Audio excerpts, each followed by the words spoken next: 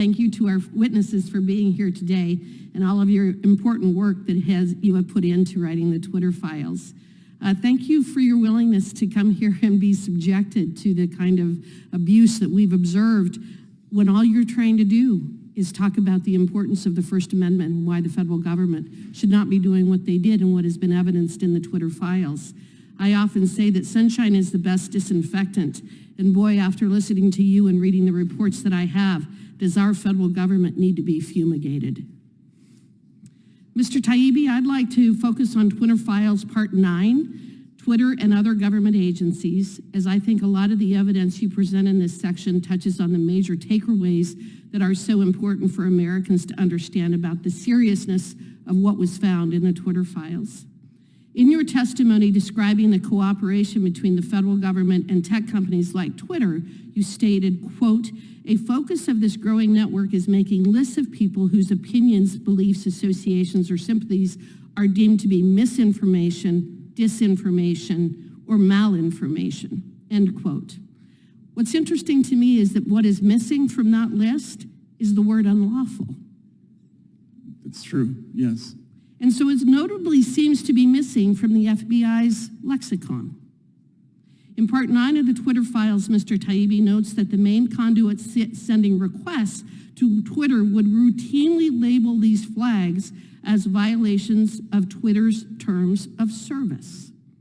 Even Jim Baker, a Twitter employee at the time and someone who is allegedly a former general counsel of the FBI, stated, quote, "but also odd that they are searching for violations of our policies."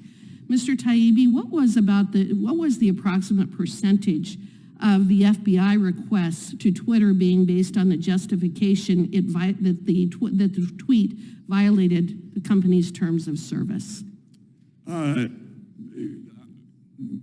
Ms. Congressman, I would say that was a standard disclosure or a standard disclaimer in almost all the communications from the FBI to Twitter.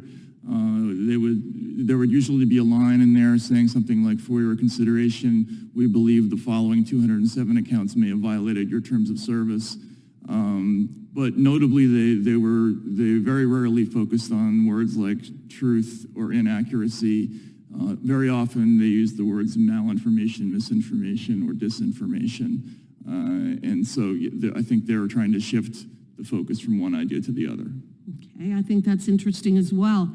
What do you make of the finding that the FBI found it its responsibility to police violation of a private company's terms of service as a priority over policing violations of U.S. federal law? There were a couple of very telling emails that we published. One was by a lawyer named Sasha Cardile, where the company was being so overwhelmed by requests from the FBI, and in fact, they gave each other a sort of digital high five after one batch, saying that was a monumental undertaking to clear all of these. But she noted that she believed that the FBI was essentially doing word searches keyed to Twitter's terms of service, looking for violations of terms of service, specifically so that they could make recommendations along those lines, which we found interesting.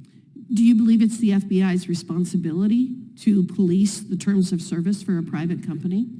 I do not. I think you cannot have a state-sponsored anti-disinformation effort and also without directly striking at the whole concept of free speech. I think the two ideas are in direct conflict.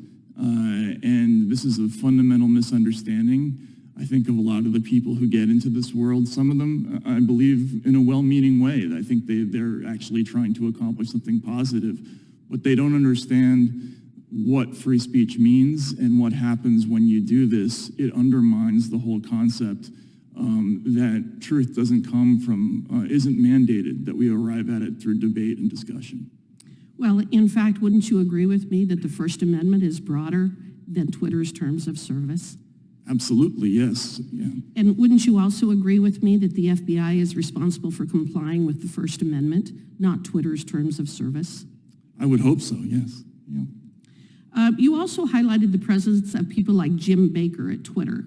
And again, I've noted that he is allegedly a former FBI employee. Part 9 also speaks of a former other government association employees working at Twitter. What was the extent to which you found former FBI or other intelligence community employees working at Twitter? And did you find it odd? There was a significant quantity of people who had come from the intelligence world or who had worked at state agencies. In fact, that was a very common method by which members of people who are currently working in government would reach out to Twitter.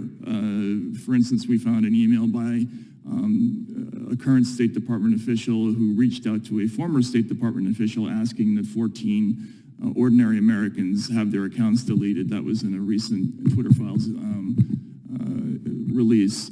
So yes, there's an extraordinary number of these people. A lot of them come from the intelligence world, which we did find unusual, I think. Okay, thank you very much, and I yield back.